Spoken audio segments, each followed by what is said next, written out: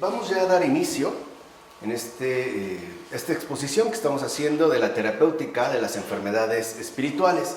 Y hoy, como lo comentamos la ocasión anterior, ya nos vamos a concentrar en otro apartado que en efecto tiene que ver ahora con el remedio de los mandamientos, ¿no? Ya habíamos hablado del remedio de la fe, de la oración, el arrepentimiento, y ahora vendrá el turno a los mandamientos. ¿Qué pasa en el caso de los mandamientos y el remedio que en efecto contienen? Sobre todo, no perdiendo de vista que estamos dentro de la parte subjetiva, ¿no? O sea, estamos en el apartado general que remite a las condiciones subjetivas de la oración, de la curación.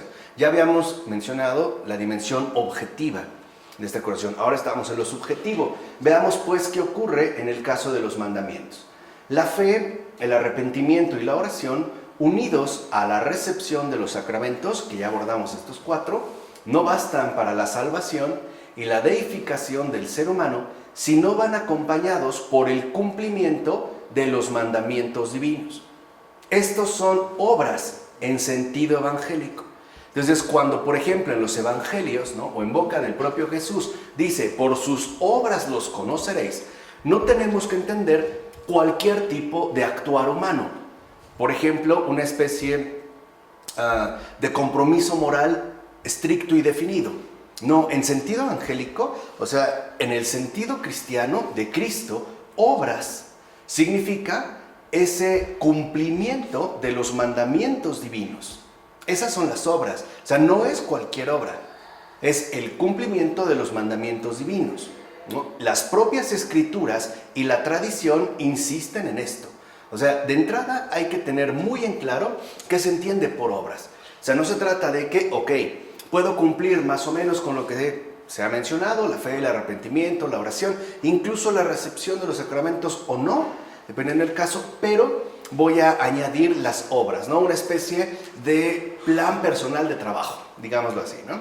Como que yo voy a definir la manera en la cual considero que puedo alcanzar la salvación. No, en este caso, es decir, en sentido evangélico, es muy preciso a lo que se refiere el término obras. Entonces, si estamos hablando de estos requisitos previos, también hay que tener en cuenta que para la salvación y la deificación hacen falta obras, o sea, el cumplimiento de los mandatos divinos. Y como mencionamos, las propias escrituras y la tradición van a insistir en esto. El apóstol Santiago, por ejemplo, enseña lo siguiente, ¿no?, que es, digamos, el que ha expuesto con mayor detalle la centralidad y el peso que en términos evangélicos contienen las obras, ¿no? Todas estas son referencias a la carta del apóstol Santiago, ¿no? Dice, por ejemplo, Santiago, así ocurre con la fe, si no tiene obras, está totalmente muerta, ¿no? Igual dice Santiago, igual que el cuerpo sin el alma está muerto, lo mismo la fe sin las obras está muerta. O bien, la fe sin las obras es estéril. O el hombre es justificado por las obras y no por la fe solamente. Sabemos, de hecho sea de paso, que Lutero, por ejemplo, pues detestaba a Santiago, ¿no? De hecho lo quería como erradicar dentro de el corpus evangélico justo por este tipo de afirmaciones. Porque acuérdense que Lutero insiste una y otra vez que lo central y lo determinante es la fe, o sea, la sola fides, únicamente la fe. Mientras que, como vemos por ejemplo en el propio apóstol Santiago, ¿no?, la fe sin las obras es inoperable. O sea que la fe por sí sola no basta, sino que habría que añadir las obras. Incluso, por ejemplo, la última cita de Santiago, en el Santiago 2, 24, en el versículo 24, el capítulo 2, hace una afirmación bastante fuerte, porque habla de la propia justificación, ¿no? O sea, de aquello que conduce a la salvación, y en este caso también a la curación, que es sobre todo, ¿no?, el énfasis en el que estamos colocados en el desarrollo del tema que describimos, ¿no?, incluye a las obras. O sea que no bastaría la fe, sino que también habría que tener en cuenta las obras en relación con la propia salvación, ¿no? Al grado de que considera Santiago que sin las obras, en el sentido que ya hemos mencionado, la fe es estéril. No tendría pues ningún tipo de peso sustancial. Ahora, esto es en el caso de la Escritura, pero la tradición también lo va a insistir. Por ejemplo, San Isaac el Sirio retoma esta enseñanza del apóstol Santiago y dice lo siguiente, o sea, en la misma línea, dice San Isaac el Sirio: la fe tiene también necesidad de las obras. O sea que las obras son algo necesario a la fe.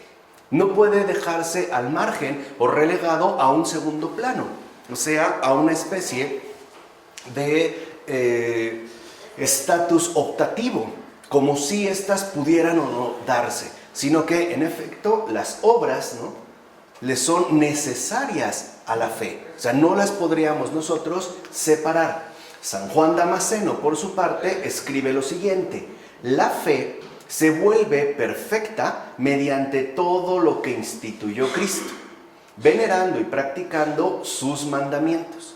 Es lo mismo que decir obras, ¿no? Si se hubiera pegado estrictamente a la exposición de Santiago, entonces San Juan Damasceno hubiera dicho: la fe se vuelve perfecta mediante las obras, que es justo lo que se entiende. O sea, en este contexto, en la tradición, ¿no?, cuando se menciona obras, se menciona todo lo que instituyó Cristo. O sea, la veneración y la práctica de sus mandamientos. Y San Simeón, el nuevo teólogo, afirma que nadie vaya a fiarse exclusivamente de la fe en Cristo. Que eso es muy importante. Y añade: los que se apoyan solo en la fe no tienen fe. Y esto es, digamos, desde la tradición, o sea, dentro de la base patrística, una buena observación para Lutero, dentro de su propio posicionamiento. Porque si solamente nos apoyamos en la fe, en realidad no tenemos fe, porque la fe y las obras serían inseparables. Lo que tendríamos en todo caso sería una especie de posicionamiento creyente, ¿no?, una especie de autodefinición en materia de fe, o sea, la manera en la cual yo considero que mi vida creyente puede, y es más, debe desarrollarse. Pero esta afirmación por eso viene, ¿no?, subrayada en el hecho de que la fe en Cristo no solamente supone la pura fe. Tener pura fe o apoyarse única y exclusivamente en la fe es no tener fe, porque al final es rechazar el cumplimiento de los mandamientos divinos, o sea, rechazar al propio Cristo. ¿Se entiende? Allá hay una situación teológica de fondo que en este caso no vamos a profundizar, pero que por lo menos vale la pena tener en cuenta. Es más, San Marcos el monje llega a equiparar la fe en Jesús con la práctica de los mandamientos. Bien, o sea, para la tradición incluso hablar de la fe, que se entiende que no es una fe humana, y ese es quizá uno de los puntos delicados en Lutero, porque en Lutero la sola fides pareciera que ya no está tan bien definida en términos de la fe en Jesús, sino que se vuelve de alguna manera ambigua. Por ejemplo, al hablar de la fe que un ser humano, en este caso, tiene en Jesús, pero el peso pareciera recaer en todo caso dentro de la esfera estrictamente subjetiva, o sea, dentro de la postura del creyente o del que se afirma creyente. Pero bueno, este es un planteamiento de Lutero. Para la tradición, la cosa era clara. Hablar de la fe en Jesús, o simple y sencillamente, ¿no?, hablar de fe en Jesús es exactamente idéntico a afirmar la práctica de los mandamientos. ¿Vale? Vamos, esto es lo primero que me interesa que quede clarísimo. Y San Juan Crisóstomo, que por cierto me cae re bien, ¿no?, va a precisar lo siguiente. Dice San Juan Crisóstomo: a esta fe hay que juntarle la reglamentación de toda la vida y el cambio de la forma de vivir. Aquí vemos en qué consiste la práctica de los mandamientos. Entonces veamos, ya tenemos tres elementos fundamentales. Cuando se habla de obras en sentido angélico, se está hablando de práctica de los mandamientos o el cumplimiento de los preceptos de Cristo, ¿vale? Y esto a su vez supone e implica, cuando hablamos de mandamientos, o mejor aún, cuando hablamos del cumplimiento de los mandamientos, se entiende que a esto, ¿no?, se vincula la reglamentación de toda la vida y el cambio de la forma de vivir. Entonces, este es justo el significado profundo del término obras en sentido evangélico, o sea, en sentido realmente cristiano. Volvamos al buen apóstol Santiago. ¿Qué es entonces lo que está diciendo Santiago? Que la fe, sin una reglamentación de toda la vida y el cambio de la forma de vivir, que en términos recientes podríamos decir, sin el encuentro real con Cristo que produce esta transformación, no es fe. ¿Vale? Ahora pasemos brevemente de nuevo a Lutero. Es un poco para establecer un contraste. Por eso para Lutero, y es lo que yo les mencionaba hace un momento, pareciera que las obras son innecesarias, en tanto la fe parece recaer en el mero posicionamiento del creyente, o sea, dentro de la mera esfera subjetiva. Por eso, por ejemplo, Lutero llegará a decir que si tú tienes fe, ¿no?, a pesar de que cometas los pecados más viles, más detestables, etc., si tú sigues teniendo fe, entonces de igual manera te salvas. ¿Qué quiere decir? Que entonces el tener fe, ¿no?, en este caso en Cristo, ya no se ve inmediatamente acompañado de la transformación de la vida, o sea, de la reglamentación de toda la vida y el cambio de la forma de vivir. Aquí es donde vemos un desdoblamiento, ¿vale? O sea, un poco lo que quiero que entiendan es que el cisma que realiza Lutero no solo es ad extra, o sea, no solo se refiere a lo que hemos visto de manera exterior, sino sobre todo, y más importante aún, es ad intra, porque esta también es parte de una herencia protestante en la que suponemos que ciertamente la fe tendría que implicar un cambio en la forma de vivir, pero que no es algo que se supone, al menos no de inmediato, sino como una consecuencia que vendría a partir de la fe, ¿no?, con fruto. Y no, o sea, no se ve como algo en todo caso reunido. Aquí sí. Entonces, cuando Santiago, por ejemplo, dice, ¿no?, la fe sin obras es estéril, lo que está diciendo es, a ver, si tú dices tener fe, pero no se manifiesta la reglamentación de toda tu vida y por lo tanto un cambio real cristiano en tu forma de vivir, entonces realmente no tienes fe. Dices tener la fe, pero no se ve expresado, no se vería en este caso realizado, ¿de acuerdo? Entonces este es el significado profundo del término obras. Si lo ven, ya no se refiere a un hacer humano, ¿no?, un hacer, un esfuerzo humano por tratar de mantener una buena conducta y sobre todo un intento por mantenerse dentro del ámbito de las buenas acciones. O sea, lo que quiero que entiendan es que las obras en sentido cristiano no tienen realmente un sentido moral. No apelan a la moralidad. Las obras en sentido cristiano revelan un propósito ontológico, o sea, un cambio profundo en lo que cada uno de nosotros es. Entonces, cuando se habla de obras, se está hablando de un cambio de ser, y eso es lo que iremos viendo aquí. ¿Ya se aclaró? ¿Seguros? Ok. Así pues, en su resolución de ordenar su ser, por eso les decía, ¿no?, en sentido ontológico, y su existencia conforme a los mandamientos de Cristo, el ser humano manifiesta en concreto su voluntad de ser curado y salvado. O sea, muestra pues que su curación y su salvación no son para él objeto de un mero deseo, sino que tiende a ello con todo su ser y con toda su vida a través de un serio compromiso de realización. Y esto es muy importante. O sea, no solo se trata que en esta resolución para ordenar nuestro ser conforme a los mandamientos de Cristo, sería una especie de deseo indeterminado y vago, ¿no?, algo que me gustaría, no, sino que implica una bien definida resolución. O sea, un serio compromiso de realización. Por tanto, la práctica de los mandamientos es la prolongación necesaria de la fe. Es una prolongación, pero aparte es necesaria. O sea, no es que fuese algo meramente ornamental. O sea, es lo que quiero que entiendan.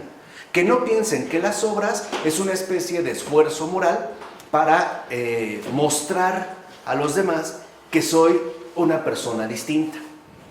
No se trata de un comportamiento correcto. Lo que está en juego no es la corrección, lo que está en juego es la salvación, la transformación completa de lo que somos. Incluso la oración, como nos enseña el propio Jesús, por fundamental que sea, no basta para la salvación. Vean, aquí es lo que quiero que entiendan. No todo el que diga Señor, Señor, entrará en el reino de los cielos, sino el que haga la voluntad de mi Padre que está en los cielos, como lo dice en Mateo 7, capítulo 7, versículo 21. No todo el que diga Señor, Señor. Puede ser que yo diga tener mucha fe e incluso tener muy buenas obras, ¿no? Bajo la categoría de moral, y no obstante, ¿no? muy obras ahí, y no obstante carecer por completo de las obras de Cristo. Es decir, obras en el sentido evangélico. Quiere decir que entonces mi fe era estéril y realmente no manifestó esta necesaria prolongación. Ahora, vean, ya dijimos, no basta ni siquiera la oración, ¿no? Ni el arrepentimiento, y el bautismo no es nada, subjetivamente, sin la práctica de los mandamientos. Pues si el ser humano recibe por el bautismo la plenitud de la gracia, como en efecto ya lo habíamos comentado en su momento, esta plenitud de gracia no produce sus efectos sobre él más que en la medida en que practica los mandamientos. O sea, más que en la medida en la que asume este compromiso de realización en sí mismo. Acuérdense que lo que está en juego no es llegar a ser buenos, sino en llegar a ser salvos. Por eso Newman comprendió que efectivamente ser salvo y ser santos es exactamente lo mismo. No se va como por vías distintas. O sea, en pocas palabras, no es de que, claro, ¿no? El santo llegó, digamos, más directamente y el bueno, pues como que tomó otro camino por ahí, ¿no? Porque para Newman, el que está en el cielo, el que está con Dios, no solo ha sido salvado, sino que también ha sido santificado. De otra forma, no podría estar ahí. ¿Se entiende? ¿No? Bajo este planteamiento, escribe pues San Marcos el monje: el santo bautismo es perfecto. Ya dijimos, objetivamente, a los sacramentos no les falta absolutamente nada. Entonces, hablando del bautismo, decimos, el santo bautismo es perfecto, pero no lo hace perfecto el que no pone en práctica los mandamientos. Entonces, si tú recibiste el bautismo y la plenitud de la gracia, pero no te adentras por completo en la realización, ¿no? La encarnación de el ordenamiento de Cristo, o sea, la práctica de los mandamientos, en realidad es como si no hubiera sido bautizado. Es como haber encapsulado esa gracia y no dejar que arraigue en ti y que además se exprese y se manifieste. En realidad serías una especie de bautizado sin gracia, aunque se te haya dado. Es como alguien que recibiera un regalo, pero nunca lo abrió. Ahí lo tiene, pero sin usar. Es más, ni siquiera por curiosidad. Ahí lo dejó y ahí se arrumbó. O sea, pareciera pues como un desperdicio, ¿no? Ok, o sea que si no ponemos en práctica los mandamientos de Dios, la gracia que Él nos da no se manifiesta. Es lo que yo les comenté. No es que se anule, es que no se manifiesta, ¿no? Ahora bien, los mandamientos por ellos mismos no salvan ni deifican al ser humano, ya que el creyente es salvado y deificado por la gracia que siempre y en todos los casos es don de Dios. Entonces, en todo caso, lo importante es poner en práctica este don. ¿Por qué hacen esta precisión, digamos, los padres de la iglesia? Porque habría la contraparte que dijera, claro, es que si todo parece, ¿no?, apuntar hacia el cumplimiento de los mandamientos, pues entonces nos vamos a volver meros cumplidores de estos mandamientos. O sea, en pocas palabras, fariseos, que es justo el extremo opuesto de lo que ahorita comentamos. Pero, ¿de qué te sirve? Y es lo que les muestra Jesús a los fariseos, que tú cumplas estrictamente con los mandamientos, si en realidad no aceptas esa gracia que el Señor te está proponiendo. O sea, la transformación radical de todo lo que eres. ¿Se entiende? Por eso, ¿no?, dirá en pocas palabras que los fariseos son hipócritas. En este caso, entonces, ¿qué significa hipócrita? El que cumple los mandamientos, pero sin asumir la gracia que se le ofrece. O sea, en pocas palabras, es reducir los mandamientos a una mera formalidad. Muchos de nosotros lo seguimos haciendo, por ejemplo, al acudir a la liturgia eucarística. Muchos de nosotros comulgamos, sí, y sí lo hacemos. Y no quiero decir que estamos en pecado, no, puede ser que estamos confesaditos, ¿no?, en gracia. Comulgamos, recibimos la Eucaristía, pero sin asimilar profundamente la gracia recibida. O sea, para muchos de nosotros es una mera formalidad. ¿Cómo se puede ver si es o no una formalidad? Por las obras o la ausencia de obras que veamos. ¿Se entiende? O sea, si realmente es que hay fruto o no.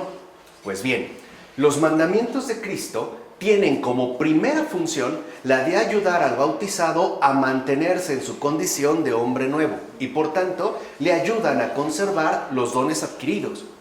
Entonces los mandamientos, en este caso, están dirigidos a servirnos de apoyo que nos permita conservar la plenitud de gracia que hemos recibido, además, a partir del bautismo. Es una ayuda que se nos da. ¿Para qué? Para poder fortalecer, ejercitar y sobre todo no perder la gracia recibida en el bautismo. Por eso los mandamientos no son meras imposiciones. No es un código moralmente establecido, no es una imposición, sino que requieren del asentimiento, la libre participación y la colaboración voluntaria por parte del bautizado. Por ejemplo, alguien puede ser que cumpla uno de los mandamientos, honrarás a tu padre y a tu madre, mencionar alguno, ¿no? Pero lo siente como una imposición. ¿Por qué? Porque no siente que sea una participación libre y además no es una colaboración voluntaria, sino una especie de obligación contraída. Lo hago por lo que lo tengo que hacer, pero en realidad en mí no ha arraigado esa disposición. Y nuevamente nos quedaríamos dentro del ámbito del cumplimiento formal, ¿no?, de un mero cumplimiento. Es como el cumplir por cumplir, ¿no? Ay, voy a un compromiso que tengo, pero la verdad no tengo ni ganas. Ay, pero tengo que ir porque si no, bla, bla, bla, bla. O sea, es un mero compromiso, cumplido, ¿no? Entonces, los mandamientos ayudan, pues, a preservar la salud espiritual que se ha recuperado por medio del bautismo. Por eso escribe San Marcos el monje lo siguiente: nosotros, que hemos tenido el honor de recibir el baño del nuevo nacimiento, practiquemos el bien, no para dar algo a cambio, sino para conservar puro el don que se nos ha concedido. Entonces podemos ver cómo en los mandamientos en realidad es la práctica general del bien. Porque lo que el Señor nos indica en los mandamientos son para bien, no para cubrir con un cierto requisito de moralidad, sino que en realidad apuntan al bien. En pocas palabras, el Señor da los mandamientos desde el pueblo de Israel para su bien, para nuestro bien, no para dar algo a cambio, para mostrar algo, sino para mantenernos firmes dentro de esa trayectoria. Ahora, por su parte, San Diádoco de Fótice escribe que si uno no deja de pensar en Dios y no descuida el practicar sus santos mandamientos, no caerá con una flaqueza voluntaria ni involuntaria. Porque también hay flaquezas tanto voluntarias como involuntarias. Así pues, los mandamientos no deben concebirse en absoluto como obligaciones de tipo legalista y mucho menos como prohibiciones. Los mandamientos no tienen nada que ver con esto, ni con una obligación legal y mucho menos con una prohibición, ni legal ni moral, sino como recursos que impiden regresar a la locura del pecado. Entonces, si alguien ha sido bautizado, pero no asume la práctica de los mandamientos, lo que le ocurre es volver o retornar de nuevo a la locura ¿qué? Del pecado. Y esto es debido a que no asumió ni utilizó adecuadamente los recursos que se le ofrecieron, o sea, la práctica de los mandamientos. Entonces no son una obligación legal, tampoco es una prohibición moral.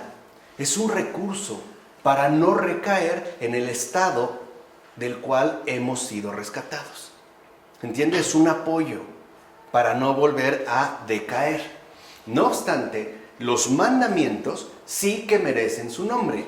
O sea, tampoco se les ha asignado un nombre completamente equivocado, pues las actitudes y comportamientos que prescriben no son espontáneos para nosotros. Ahí está la clave. No pierdan de vista la dimensión ontológica. Insisto, ¿qué proponen sobre todo los mandamientos? Actuaciones, no, sino actitudes y comportamientos muy precisos que el contenido que prescriben, en principio, no nos son tan naturales. De hecho, no nos son naturales, ni espontáneos, ya que contradicen frontalmente las tendencias de la naturaleza caída y de su respectivo entorno. Entonces, lo que vemos es que los mandamientos, ciertamente, ¿no?, son tales porque sí nos indican contrariar nuestra tendencia espontánea de acuerdo a nuestra propia naturaleza caída. ¿Se entiende? O sea, nosotros vamos a contracorriente, por decirlo así. Lo que buscan los mandamientos es que nosotros retornemos al buen camino, o sea, al camino de la salud espiritual y por ende también de la salvación, o sea, de la santificación, ¿no? Como dicen los padres, de la deificación. Por eso también es como un mandamiento. En pocas palabras, los mandamientos, en este caso, se oponen a nuestra tendencia caída.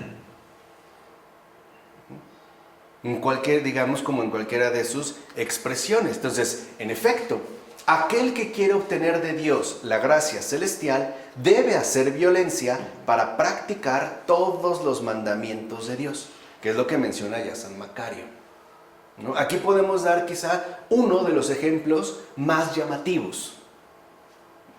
Amarás a tus enemigos. ¿De verdad nos resulta algo tan fácil? ¿Algo tan simple? ¿No? Incluso lo podemos ver como algo completamente contrario a lo que espontáneamente podemos asumir, ¿o no? Por eso el Señor lo va a rectificar, ¿no? Ya no se trata de un ojo por ojo, ¿no? O amar a tus enemigos y odiar a tus, amar a tus amigos y odiar a tus enemigos. Dice Jesús, no. Ahora, más bien lo que se les pide es ama a tus enemigos, ¿no? Ora por quien te persigue, bendice al que te maldice. O sea, ahí lo que vemos es que en efecto hay una contraposición.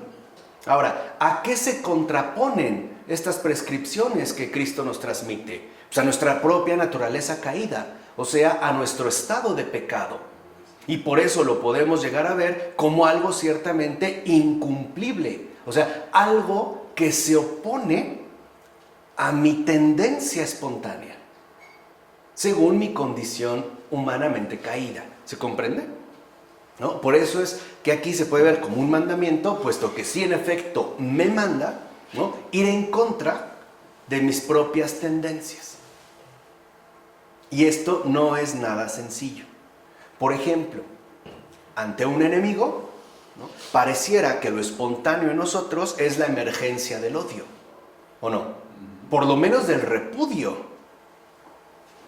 No es algo espontáneo que brote de nosotros hacia el enemigo, ¿no?, un amor sincero. O piensa en las ofensas recibidas. Ni siquiera el perdón a las ofensas es algo tan inmediato en nosotros. Incluso hay quienes pueden llevarse años para poder alcanzar al menos un atisbo de perdón. Pero no es algo inmediato. Perdonar a quien te ha lastimado o quien ha lastimado a tus seres queridos no es una cosa sencilla. En este caso, entonces, los mandamientos sí llevan este nombre, porque las actitudes y comportamientos que nos sugieren, ¿no?, contradicen, y además contradicen de manera frontal nuestro propio estado de pecado. ¿Se entiende? O sea, se opondría a lo que somos en tanto pecadores, o sea, en tanto presos del pecado. Y por ello es que sí puede verse justamente como un mandato. Ahora, esto significa que la asimilación de la gracia divina su respectiva apropiación y su final fructificación requieren de la colaboración activa, o sea, de la real participación del ser humano con la acción de Dios. Acuérdense que la gracia, ¿no?, ya lo había dicho en ocasiones anteriores, implica como estos tres elementos o momentos, ¿no? En primer lugar, la donación, la recepción, la asimilación, la apropiación y la fructificación. O sea, una real colaboración con la acción de Dios en nosotros. Realmente vincularse con Él, ¿no?, y ponerse en contacto. Ahora, esta participación real y efectiva, o sea, el cumplir los mandamientos, involucra todas sus humanas facultades, todas las actividades de su vida, todas y cada una de las esferas que componen su existencia. O sea, dicho brevemente, la adhesión total a Dios es, como acabamos de mencionar, un acontecimiento realmente total. No se puede limitar a ciertas partes. Por ejemplo, nadie puede decir que Cristo, ¿no?, o que sigue a Cristo porque le ayudó a cambiar su forma de vivir, pero no su forma de pensar. En realidad, en este caso, la transformación es total. Entonces, para cumplir los mandamientos, también a su vez se supone un cambio profundo en nosotros, cuya participación real y efectiva se verá, ¿no?, como extendida a todas las dimensiones de nuestra vida humana, a todas. Interiores, exteriores, facultades, actividades, obrares, cualquier esfera de nuestra existencia se verá en esta participación real y efectiva, se verá pues expresada. Ahora, sin esto, lo que acabamos de mencionar, la gracia permanece como algo ajeno para el ser humano, algo a lo que no quiere unirse ni activar en sí mismo. Entonces, aquí hay algo muy importante. La gracia también requiere una actualización. Y esta palabra hoy nos conviene porque estamos acostumbrados a entender actualización como un mejoramiento, sobre todo de los dispositivos electrónicos que manejamos de manera ordinaria. ¡Ay, qué frase tan larga! Pero eso es importante. También requiere una actualización. Ya les he dicho hasta el cansancio. La gracia de Dios no opera en automático. Requiere una respuesta, o sea, una actualización. Y algo, en fin, ¿no?, si no se da, que no se quiere ni vivir ni hacer vivir en nosotros. O sea, algo que rehúsa volver plenamente operativo en su ser y en sus actos. Entonces, en la medida en la que uno actualiza la gracia que Dios nos concede, será en la medida en la que esta gracia se vuelva también operativos en nosotros y en nuestras obras. Ya aclaramos muy bien qué significa obras en sentido evangélico. O sea, a partir, ¿no?, de la boca de Jesús. No es cualquier cosa. No es hacer lo que pienso que está bien, sino es aquello que ahorita hemos descrito. Por tanto, sin la colaboración activa por parte del ser humano, no podemos crecer en Dios y con Dios. Y ahí es donde radica la, diferencia más importante. ¿En qué medida nosotros nos comprometemos con esta colaboración activa? O pudiera ser que nosotros nos rehusamos, en todo caso, a llevar a cabo esta adhesión total. Ahí dependerá de cada uno y su respectiva apertura. Pero al final también, como lo hemos mencionado en anteriores ocasiones, es una cuestión que remitiría a nuestra propia libertad. Así pues, en la medida en que con la fe practicamos los mandamientos, la acción del Espíritu en nosotros produce sus frutos particulares. Es lo que menciona San Marcos, el monje. Entonces vean cómo también aquí se puede ir viendo una situación progresiva. Uno va progresando. Y el mayor de estos frutos, en la medida en que con la fe practicamos los mandamientos, es justo el siguiente: llegar a ser hijo de Dios por gracia. Ese es el mayor de los frutos, el llegar a ser hijo de Dios, no una persona respetable u honorable, ni siquiera una persona moralmente destacable, sino el llegar a ser hijo de Dios por gracia. Dirá San Pedro Damasceno: por la gracia, Dios ha dado a todos el poder de llegar a ser hijos de Dios observando los mandamientos divinos. A todos. No es un camino que esté vetado para nadie. Para nadie. Es una oferta plena a la humanidad. El camino de la salvación, ¿no? La adhesión a Dios, el cumplir con los mandamientos de Cristo, o sea, la fe en Jesús, en Jesucristo, está al alcance de todos. Y esa es una gracia ciertamente total, es decir, universal. Además, viviendo conforme a los mandamientos, el ser humano deja ya de realizar su propia voluntad, que eso es lo que más trabajo nos cuesta, que de hecho lo aísla y vuelve ajeno a Dios y cumple la voluntad de Dios en su vida. Y así se vuelve semejante a Cristo, que conformó plenamente su voluntad humana a su voluntad divina para ser en todo obediente ¿qué? Al Padre. Ahí está la clave. Espero que ya hayan entendido como los pasos que hemos ido siguiendo y que nos pueden resultar un tanto complicados, pero que aquí me parece se logran aclarar más. La práctica de los mandamientos al final a lo que nos conduce, y les decía, no es una cuestión moral, ¿no? Es un acontecimiento ontológico, es a que por gracia lleguemos a ser hijos de Dios. Ahora, ¿quién es un hijo de Dios? ¿El que dice tener fe en Cristo? No es suficiente, ya lo vimos. Sino aquel que cumple con la práctica de los mandamientos. ¿Qué significa esto en un sentido más profundo? Aquel que ha renunciado a sí mismo, se ha negado a sí mismo, para darle un sí total a Dios en su vida.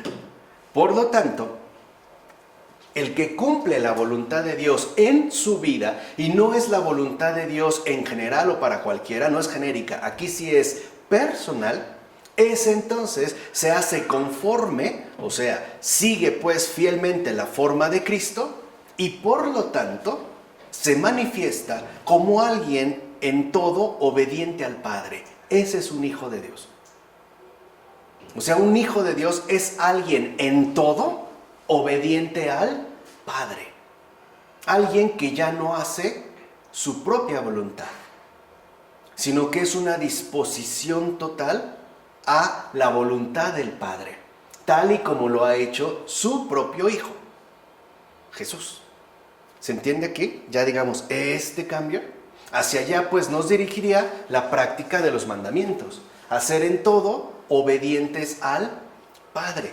Y aquí nada más voy a hacer un pequeño paréntesis. A veces nos podemos preguntar, bueno, ¿y cómo puedo saber cuál es la voluntad de Dios en mi vida? ¿No? A veces yo la estoy buscando, pero no sé, no la veo, no la encuentro. Ok, siempre ir por lo concreto. Dejar un poco las especulaciones gratuitas y comenzar por lo concreto. O sea, ahí donde estás colocado.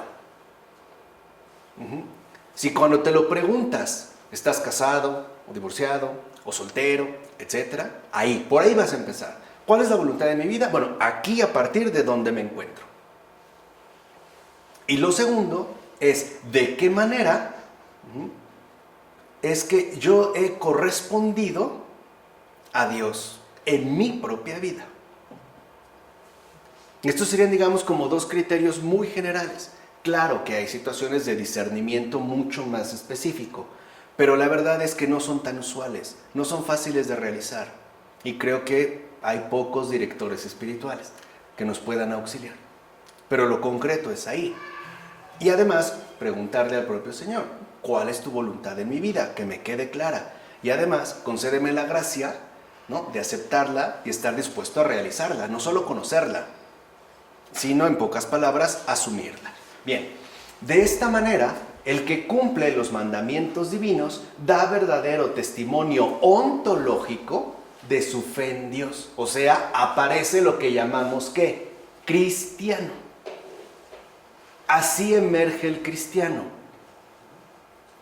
Quizá el que mejor lo comprendió en los tiempos tempranos, ¿no?, de la obra salvadora del Padre, el Hijo, el Espíritu Santo en la persona de Jesús, haya sido San Ignacio de Antioquía. No es casual que el gran San Ignacio de Antioquía fuera el primero, ¿no?, en Antioquía, que parece haber sugerido la expresión de cristiano. Entonces, en los tiempos patrísticos, no estamos hablando ya en el siglo II, primero, segundo, los tiempos apostólicos, ¿no?, cuando se menciona ya cristiano, y el primer lugar donde se le dio el nombre de cristiano a los seguidores de Jesús es Antioquía, a pesar el primero que lo utiliza es San Ignacio de Antioquía. Se conservan, gracias a Dios, sus cartas, ¿no?, que son aparte muy bellas, muy bonitas. Cuando se habla de cristiano, se está hablando de que el cristiano ha aceptado esa transformación ontológica que Dios le sugiere para volverse, en todo caso, obediente al Padre en todo, no solo en algo, sino en todo. O sea, manifestando una entera confianza en su bondad y por ende en su divina providencia. ¿Se comprende? O sea, no es una mera etiqueta. Está expresando un acontecimiento realmente profundo. Es más, este acontecimiento realmente profundo, en estos primeros tiempos, ¿no?, que estamos mencionando, se verían expresados de manera nítida en el martirio, como el propio San Ignacio lo menciona, ¿no? Por eso los mártires van a ser una referencia fundamental del cristiano, porque el cristiano está incluso dispuesto a aceptar la muerte que injustamente se le impone. Y no lo va a hacer de una manera triste o demacrada, sino incluso lleno de alegría. Este es como el cambio, digamos, sustancial que se va a vivir.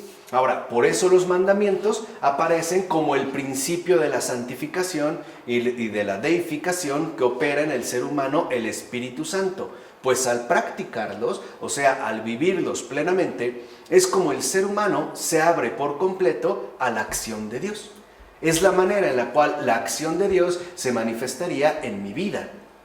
De ahí que San Isaac el Sirio escriba categóricamente lo siguiente: el que no ha guardado los mandamientos y no ha seguido las huellas de los bienaventurados apóstoles, no es digno de ser llamado santo. Incluso San Pedro Damasceno llega a afirmar que los mandamientos son la gracia de Dios. Entonces podemos decir ya aquí que los mandamientos no son otra cosa más que el encuentro vivo con Dios. Esos son los mandamientos. No es una imposición, dijimos, ¿no?, legal, tampoco es una prohibición moral. No, es un encuentro vivo con Él. Es la manera en la cual yo manifiesto mi voluntad de adherirme completamente a Él. Y por ende expreso, ¿no?, esta adhesión a través de permitirle que Él obre en mi vida.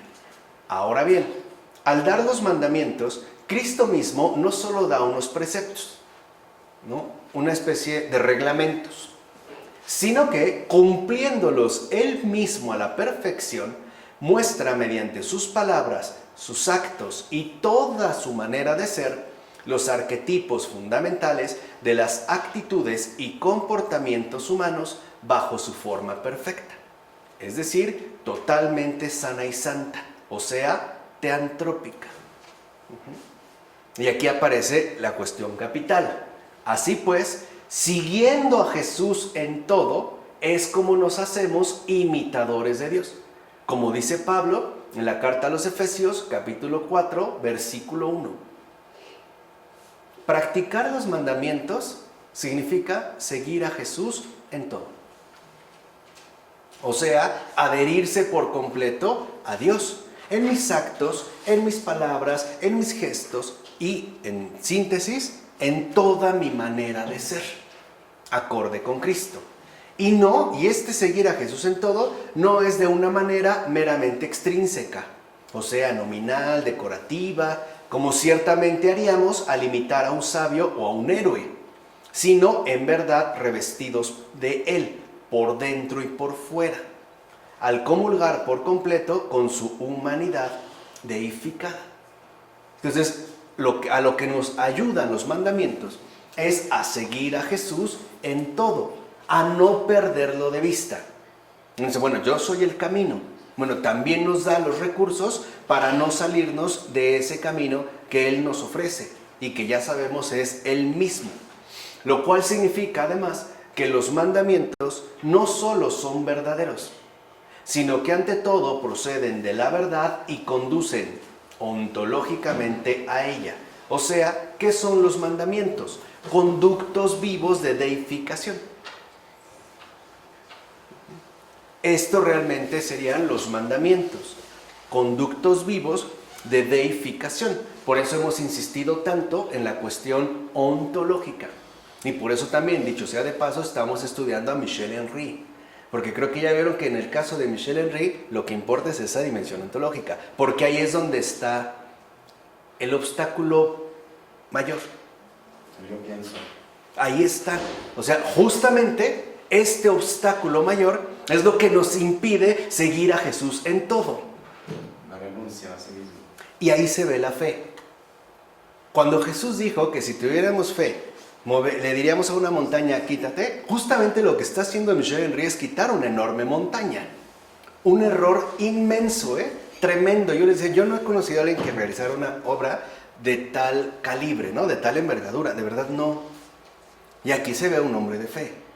Y aparte la está quitando con bisturí. O sea, imagínense una montaña con bisturí, ¿no? O sea, que no quede absolutamente nada de ese gran error.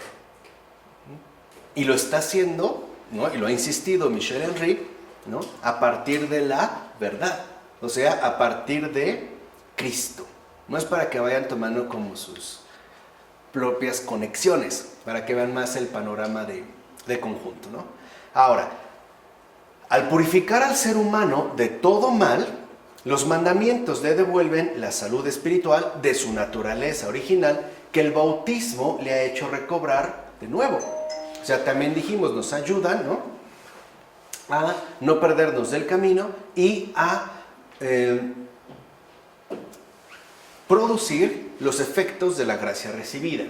Dirá San Isaac el Sirio: sabes que el mal ha entrado en nosotros por la transgresión de los mandamientos.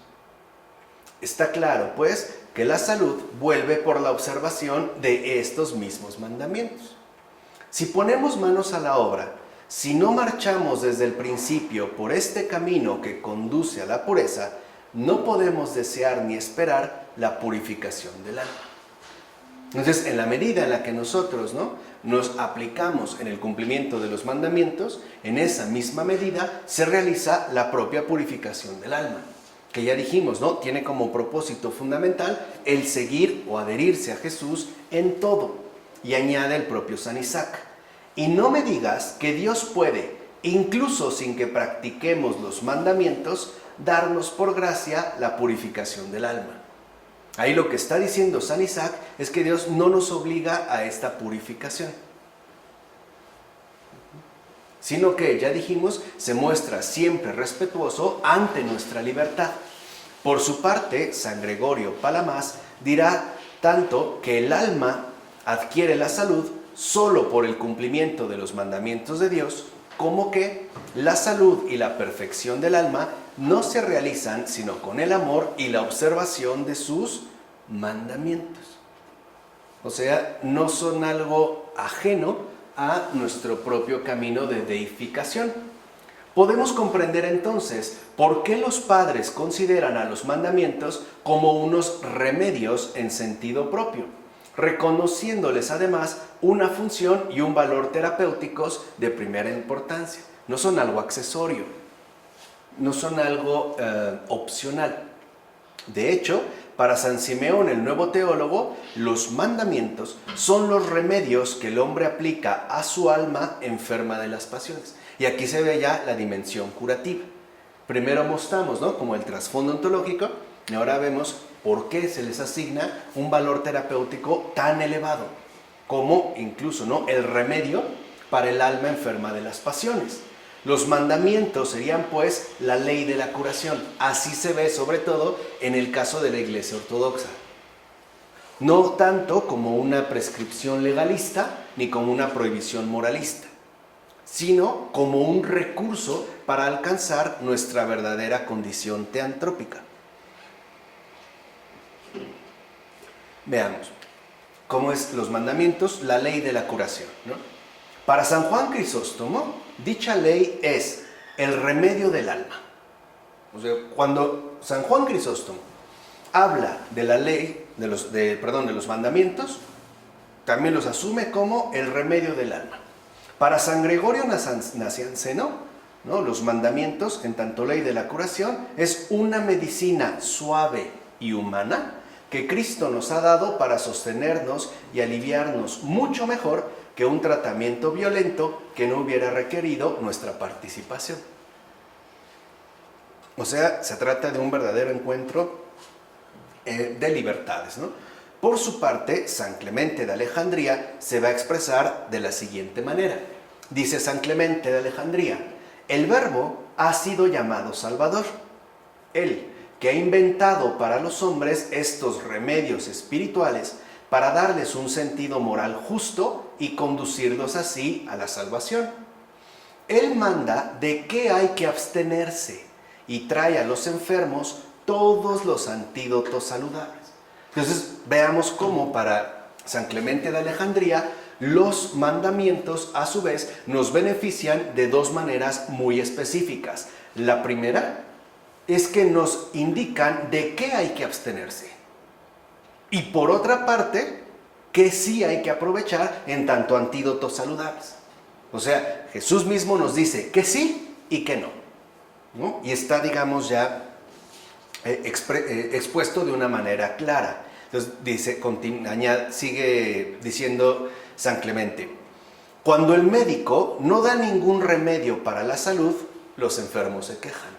Y eso lo seguimos haciendo hasta la fecha, ¿no? Oiga, no me ha hecho lo que me mandó, tanto busco otro médico. Ok. Y dice, ¿cómo no íbamos a sentir el mayor agradecimiento hacia el divino pedagogo?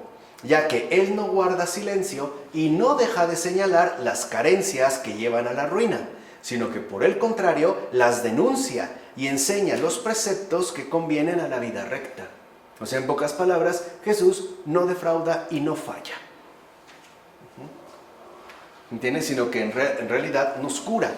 Y San Doroteo de Gaza dirá que hallamos diversas razones para la debilidad del cuerpo. Esto es bien interesante, ¿no? En términos médicos, dice, hay varias razones para la debilidad del cuerpo.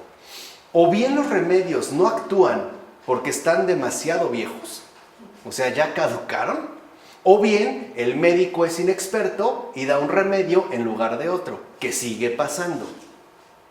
Yo no sé a veces si es inexperto o inepto o negligente.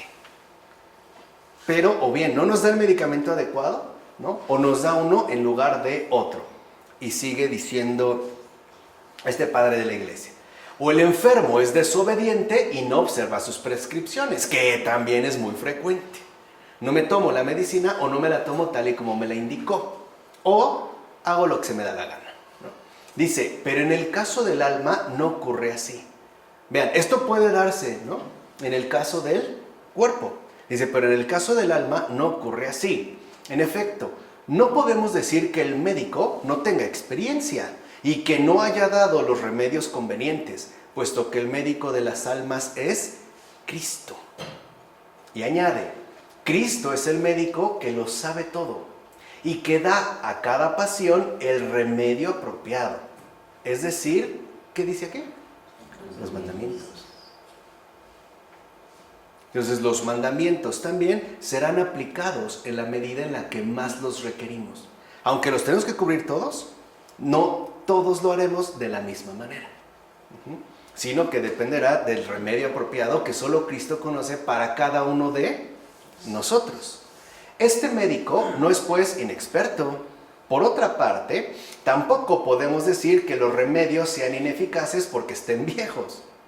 Los mandamientos de Cristo no envejecen nunca, sino que incluso se renuevan en la medida en que funcionan. Por tanto, no hay más obstáculo que el propio desorden. Y aquí hay un punto bastante fuerte. Si no sanamos, si no curamos, es debido a nuestro propio desorden. Y acuérdense que el mayor de los desórdenes es la negligencia. No es por él, es por mí. ¿Vale? Así pues, la práctica de los mandamientos cura al ser humano de sus pasiones y en primer lugar cura sus facultades de la perversión profunda que le afecta. Por eso San Doroteo de Gaza señalará que Dios nos ha dado unos preceptos que nos purifican de las malas disposiciones, entiéndase, perversión de nuestro hombre ¿qué? Interior. Recuerden que Jesús se dirige sobre todo a esa interioridad que escapa a nuestra propia visión, pero que Él sí tiene muy presente. Entonces hacia ahí se van a dirigir, justamente a esa perversión profunda que nos afecta, en tanto humanidad caída, ¿entiende?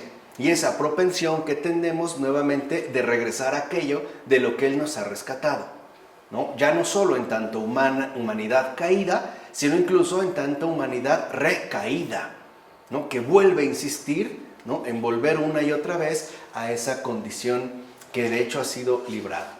Por su parte, San Filoteo el Sinaíta escribe con más precisión que todos los mandamientos del Evangelio divino, del propio Cristo, parecen dar leyes y sanear las tres facultades del alma, es decir, la desiderativa, la irascible y la racional, que ya vimos en su momento y ya no me detengo, en aquellos que se rigen por sus respectivas órdenes, o más bien, no solo parecen sanearlas, sino que sanean realmente estas tres facultades.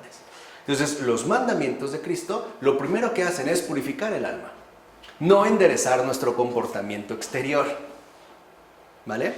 No se trata de ser una mera formalidad, no, sino que realmente se dirigen a nuestra realidad más profunda, es decir, a lo que somos.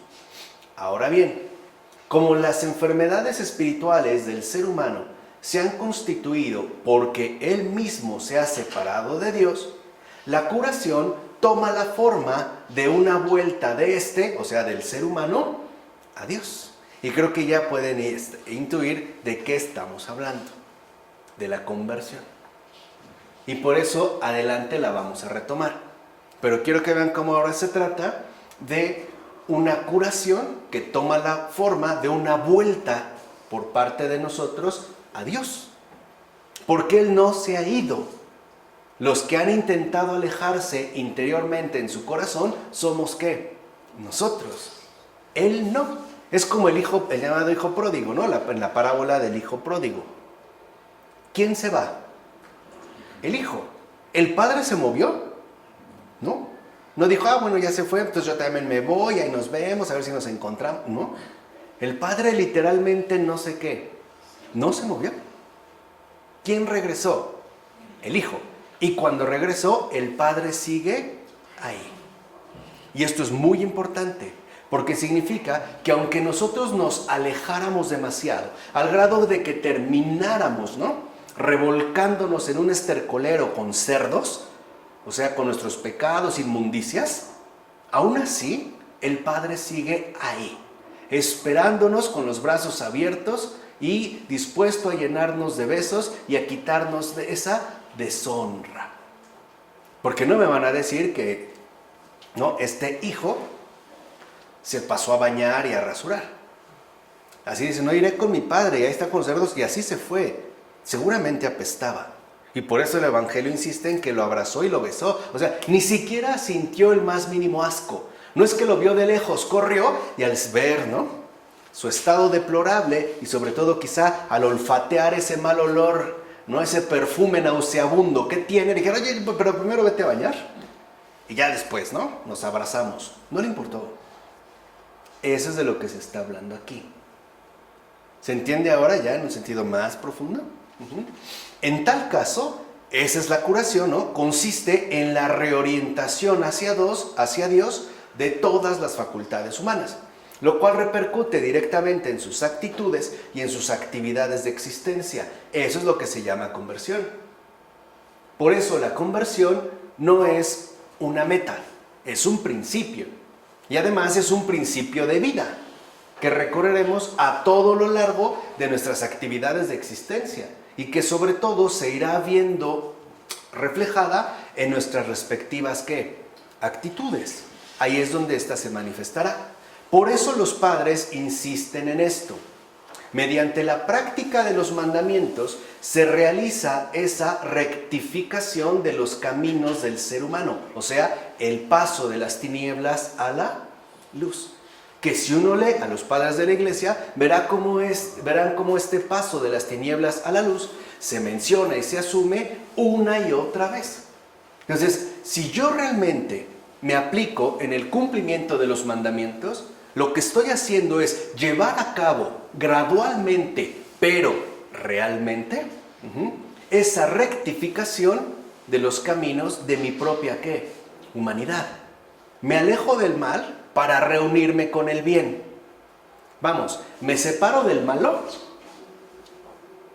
para volver con el bueno. Me aparto del ladrón para volver con mi Padre, o sea, con el Padre nuestro. ¿Se entiende esta rectificación? La conversión es rectificar esos caminos retorcidos, ¿no? Desviados, por los que nos habíamos puesto a transitar. Es una vuelta a. Ahora, lo cual además le ayuda tanto a renunciar a todos los rodeos a los que su pecado lo arrastra, como a llevar una vida recta. Entiéndase, por favor. Una vida recta no es una vida moralmente irreprochable. Esa no es rectitud. Esa no es la rectitud a la que Cristo nos invita. No es esto. Entiéndase por una vida recta, una vida rectificada. Una y otra vez. No importa, las veces que sea necesaria para que ésta sea plenamente conforme con la voluntad de Dios. Entonces, cuando buscamos llevar una vida recta, es porque en efecto asumo la rectificación de mis caminos. O sea, en pocas palabras, ¿qué significa? Que el Señor sabe lo que somos débiles, que seguimos siendo pecadores, que nos desviamos. Sí, pero la vida recta a la que Él nos invita es una vida de rectificación. Eso es rectitud. Algo que va rectificando. ¿Alguna vez, quizá ya hace muchos años, pero alguna vez les pidieron hacer en un cuaderno de cuadrícula grande líneas, palitos? ¿Se llegaron a ir chueco o no? Sí, ¿qué hacían? La volvíamos a hacer. Y cada vez nos iba saliendo, ¿qué? Mejor. Esa es una vida recta. En pocas palabras, una vida recta, de acuerdo con Jesús, es una vida humana que se rectifica las veces que sea necesario. Por eso el Señor no nos quiere, en este caso en particular, rigurosos, sino perseverantes. Nada de desánimos. Ok, caí, recaí. Bueno, me rectifico y sigo, ¿qué? Adelante. Tengo una imagen muy bella que no voy a decir aquí en el video, son creo que muy respetables, no, son de oídos muy finos y delicados, pero que con mis niños de colegios sí uso, ¿no? Y que es como, digamos que mi concentrado, ¿no? Filosófico que les doy. Pero a ver, bueno, sí la voy aunque sea a mencionar.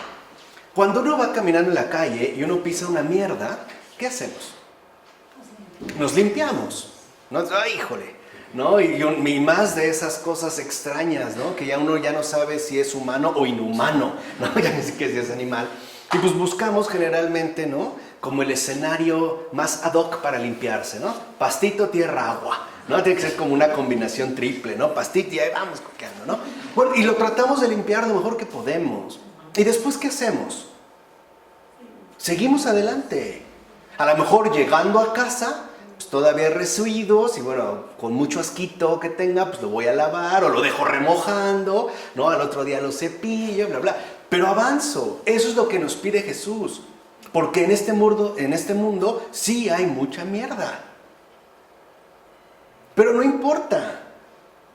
¿La regaste? O como decimos en México, bueno, ¿la cagaste? Bueno, limpia tu tiradero lo mejor que puedas y sigue. Eso es una vida recta. Si lo ven, no es rígida, es real. Por eso el Señor así se dirige a cada uno de nosotros. Lo que nos pide no es más que una rectificación constante. Que te equivocaste, pues te repones y sigues. Te volviste, pues te vuelves, ¿no? A rectificar. Esa es la rectitud cristiana. No es la perfección, por ejemplo, puritana o calvinista, de no tener el más mínimo error ni de pensamiento. ¿Qué es eso? Pues eso no es para nosotros. Esto, por ejemplo, dicho sea de paso, es algo que le costó bastante comprender al buen San Agustín. Porque San Agustín sí de repente tiende de cierta manera a algunos como toques de rigorismo. Entonces él sí consideraba que bajo su herencia maniquea, pues todo tendría que estar como claramente definido, ¿no? En negro y blanco, en un principio. Y después va entendiendo que no. O sea, que lo que Jesús nos pide no es una realización imposible, sino una realización alcanzable, humana, tal cual. Esto lo podemos ver de una manera muy práctica. Te equivocaste y te equivocaste gravemente. Ok, pues vas, te arrepientes, vas, te confiesas, ¿no? A la primera oportunidad y sigues. El Padre está ahí. ¿Quién de nosotros, al pisar excremento en la calle, dice, híjole, ya me manché, bueno, entonces ahora me embarro todo, y este cacho para mañana, no, este para el ratito? ¿No, verdad? No. Ni hacemos realmente como decimos aquí panchos, ¿no? Ay, ¿cómo fue posible? No, nada de eso, es que eso no es de Jesús. Por eso dijimos hace rato, seguir a Jesús, ¿qué? En todo. Ahora entendemos por qué en los evangelios se nos muestran varias veces personas que habían pisado, ¿no? Inmundicias, pecadores, y Jesús les dice tranquilamente, ¿no? No te preocupes, vete, tu fe te ha ¿qué? Salvado, o sea, tu fe soy yo. Acudiste a mí, te ha salvado, te ha perdonado. A veces le dice, vete y no vuelvas a pecar. Pero cuando dijo, pero si vuelves a pecar, ni se te ocurra volver conmigo. No. Una y otra vez, es esta la rectificación. O sea, salud. O sea que la vida que nos proponen los mandamientos es una vida de corrección normal. Por favor, ya no solemnicen el pecado, ya no solemnicen la caída, glorifiquen al Salvador, glorifiquemos al Señor, por eso Él es nuestra alegría. Acuérdense mi regla de oro espiritual que les he tratado de meter, aunque sea en la cabeza, ¿no? Ojalá llegara hasta el corazón como una bala y los traspasara. El Señor jamás aflige los corazones. Nunca. Y ahí es donde más susceptibles somos a ser vencidos. No. Si caíste, recaíste en el mismo pecado, no lo contabilices, no lo solemnices. Te levantas, te sacudes, con cuidado, no salpiques, ¿no? Y sigues. Ya. Gracias, Jesús. Órale, otra vez. Seguimos adelante. Literalmente no pasa ¿qué? Nada. Este es cumplir los mandamientos. No es rigorismo, es misericordia. No es rigorismo. Porque a veces creemos que, entonces ya fallé tantito en esto, ¿no? Entonces ya está como todo mal. No, esa es nuestra visión humana, ¿no? Y eso es como extraño, porque incluso suele darse que imagínense que vamos a una fiesta muy elegante. De esas que solo los humanos hacen, ¿no? Y entonces, ya nos vestimos de gala, pero resulta que como la cena es tarde, y somos un poco glotones, dragones, pues decido hacerme un taquito. Y aparte había mole verde, que me encanta. Y se me cae una gotitititita justo aquí en el pecho. Pareciera que esa gotita todo lo echó ¿qué? A perder. ¿No es un poco como locura? Porque evaluamos todo a partir de esa imperfección. Y perdemos de vista todo el ¿qué? El conjunto. Esto es parte de nuestra naturaleza caída. Enfatizar, ¿no? La mancha. Y creer que esta mancha es más grande que todo ¿qué? Lo demás. Eso es lo que emplea el demonio. Nos quiere convencer de que nuestro pecado es más grande que la misericordia divina, aún haya sido pequeño.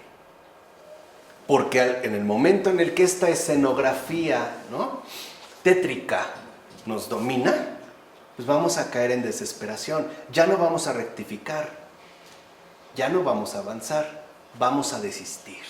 O sea, vamos a renunciar. ¿Cuántas veces tendremos que rectificar? Pues las que se necesiten, las que sean necesarias, no importa. Yo lo que quiero es seguir a Jesús en todo. Lo vimos en sus propios apóstoles, ¿no? Se los he dicho ya en otras ocasiones. Hoy hablamos del apóstol Juan, el apóstol del amor, un plan del amor, pero no siempre fue tan amoroso. Acuérdense en una ocasión que llegan a un poblado y no los reciben, es Juan y Santiago, ¿no?, su hermano, que dicen: Jesús, ¿quieres que mandemos a traer fuego y quemar a todos estos? O sea, ya quería hacer el asado, ¿no? No, los choripanes, ahí, ¿no? Estuvo bueno no. Y Jesús le dice: no, le llama la atención, se rectificó. ¿Se entiende? Entonces, a ver, mis niños, mis niñas, ¿cómo se llega a ser santo? Rectificando toda la vida. Así. Así. No es un acto mágico e inmediato que nos saca de esta tierra y nos lleva a otra dimensión que vaya usted a saber cuál es. No. Un santo llega rectificando. Por eso no es casual que nos limpiemos el trasero. Para que no olvidemos que, quedó suciedad, pues la limpiamos, ¿no? Lo mejor posible. Ahí también hay sabiduría. No crean que es un accidente. De hecho, es lo que hacemos con un bebé. Y más cuando se batió. Que de repente no eches hasta la nuca, ¿no? ¿Esto qué pasó? No, la espalda. ¡Ay, ahora! Es algo tan chiquito, ¿no? ¿Cómo es capaz? Bueno, ok. Entonces, santidad, camino de rectificación. Uno así se hace perfecto. ¿Se dan cuenta cómo el yugo del Señor es suave? ¿Lo ven ahora? No es riguroso. Nos ha tomado muy en serio. Por eso Él mismo nos dijo, ¿no? Mi yugo es suave, mi carga es ¿qué? Ligera. Ok, me rectifico y listo, ¿no? Entonces veamos, esta rectificación, por favor, asuman ya la santidad como rectificación, sin desánimos. Es lo que nos dice en el Salmo, ¿no? Por ejemplo, en la liturgia del domingo pasado. No se cansen, no pierdan el ánimo. A eso se refiere. No te canses, pero no te canses de mantenerte rígido en la perfección, ¿no? No. No te canses de ¿qué? De rectificar. Así uno llega lejos, o sea, hasta el cielo. Eso sí es llegar lejos. Entonces, esta rectificación conduce pues a reordenar y conformar todo nuestro ser con Dios mediante la práctica de los ¿qué? Los mandamientos. Entonces, lo que Dios quiere es una rectificación constante, porque esto es un deseo de permanecer adherido a Él. ¿A pesar de qué? De todo. ¿Dios nos ama a pesar de todo o no? ¿A pesar de nuestro pecado o no? Bueno, pues nosotros lo seguimos a pesar de mí mismo. Por eso la imagen, por ejemplo, de la llamada hemorroísa, ¿no? Esa palabra nunca me ha gustado, me suena como un bocado mal masticado, ¿no? Se me da una imagen extraña, ¿no? Se va enferma y no obstante se acerca, ¡pah!, lo toca, ¿no? Aunque sea el borde del manto. Ya, no se tiene que limpiar, se rectifica, avanza y listo, ¿no? Entonces, el ser humano realiza aquello para lo que ha sido creado, es decir, la finalidad normal de su naturaleza, que por otra parte es lo único que lo hace ser mejor a través de encaminarse hacia la perfección a la que Dios lo llama. Entonces, ¿cómo llega uno, cualquiera de nosotros, a la perfección a la que Dios mismo nos llama? Además, de verdad, es un camino simple, sencillo, pero bien poderoso. ¿Por qué? Porque en la rectificación uno se mantiene en humildad. A veces es muy común que cuando uno no avanza en su conversión, creamos que ya hemos alcanzado cierto grado de perfección. Y es cierto. Pero si uno no rectifica, uno tiende fácilmente a volverse arrogante, soberbio. Ya no soy como los demás, ¿no? No, hombre, aquí estamos al alcance de todos, ¿no? Y así como a veces pareciera que tenemos alas, pues así también no se nos olvida que también tenemos rodillas. Que caemos, nos arrodillamos, nos levantamos y pues también nos ensuciamos, ¿no? Pero ahí vamos, ¿no? Reponiéndonos. Bueno, salimos, pero no pasa. Te levantas y sigues. Por eso ojalá que pudieran entender esa expresión tan bella de Jesús, sígueme, en términos de rectificación. Tú sígueme. Dijimos, seguir en todo ¿a qué? A Jesús. ¿Vale? Ok. Así pues, podemos ver que se da una estrecha correlación entre la naturaleza verdadera del ser humano y la naturaleza misma de los mandamientos que Dios le da. Entonces, tales mandamientos, de hecho, no son ni principios abstractos, ni meros ideales que no tienen relación con las necesidades, las potencialidades y el destino humanos, sino que se corresponden con lo que Él es por esencia. Como explica San Gregorio Palamas, el Señor, que ha hecho nuestros corazones y lo conoce todo, cuando ha bajado en carne a la tierra, haciéndonos renacer y salvándonos a nosotros que habíamos caído, nos ha exigido lo que Él había puesto en nuestras almas desde el principio, o sea, en el momento de la creación. En efecto, creó al hombre desde el principio, de modo que fuera adecuado a la enseñanza que Él debía traer luego a la tierra. Acuérdense, ¿no? Antes de creación está la redención. Por eso ahora, cuando ha venido a la tierra, ha dado unos mandamientos tales que se corresponden con nuestra naturaleza creada por Él desde el principio. Así pues, los mandamientos son medios dados por Cristo al ser humano para permitirle recuperar su auténtica naturaleza y salud ¿qué? Primordial. O sea, dicho con otras palabras, los mandamientos nos permiten vivir según las virtudes.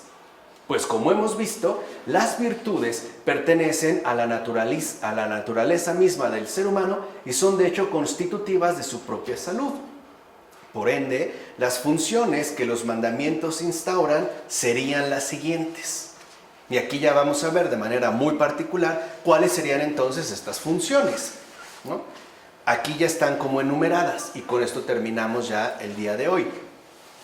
Eliminar aquello que supone un obstáculo para las virtudes, o sea, los pecados y las pasiones. Preservar las virtudes una vez recuperadas.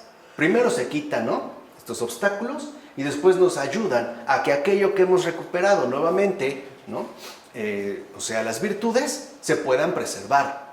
Y por último, asegurar el crecimiento de estas virtudes y conducirlas a su perfección. Entonces, ¿cómo se hace uno perfecto? Rectificando.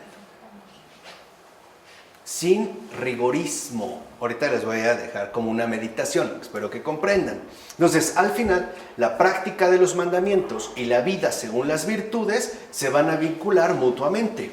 Entonces, las virtudes son el cumplimiento de los mandamientos, o sea, ya su plenitud realizada. Por ello, no es casual que cuando el Señor le da a Moisés, ¿no?, los mandamientos, la ley, ¿qué pasa cuando llega Moisés con el pueblo? ¿No? Al becerro de oro. Los encuentra en idolatría. ¿Y qué pasó con esas tablas? Se rompe. Se rompen. ¿Por qué se rompen? Porque no tiene sentido, ¿verdad? Ok, ese es en una línea. No tiene sentido, ¿no? Entonces ya se perdió. Pues no. Lo que el Señor ha dado lo mantiene y Él es fiel a su palabra. Se rompen para que también Moisés, que es el representante de la ley, entienda que no es rigorismo lo que Él quiere, sino flexibilidad. ¿Se entiende? O sea, rectificación. Está mostrando de que no es algo imposible de realizar, sino algo que ciertamente está a nuestro ¿qué? A nuestro alcance. Por eso ya no es una piedra sólida, se quiebra. De tal manera que se desciende, por decirlo de esta manera, a la realidad humana tal y como es. Entonces, los mandamientos en este caso, no son más que ese empeño, ¿no?, de rectificar nuestra vida cuantas veces sea necesaria para seguir a Jesús en todo. Es decir, aquello que nos conduce a la adhesión total a Dios. Poco a poco y de manera gradual, pero siempre, y como lo veremos la siguiente ocasión, sin perder jamás la esperanza. Por eso la siguiente ocasión vamos a hablar de el remedio de la esperanza, que es como el motor que hoy en día no marcha bien. Le hace falta una revisión, se la vamos a mandar a Sam, ¿no?, el perfecto conocedor de estos asuntos más especializados. Bueno, vamos a dejarlo hasta aquí. En el Padre, del Hijo, del Espíritu Santo. Amén.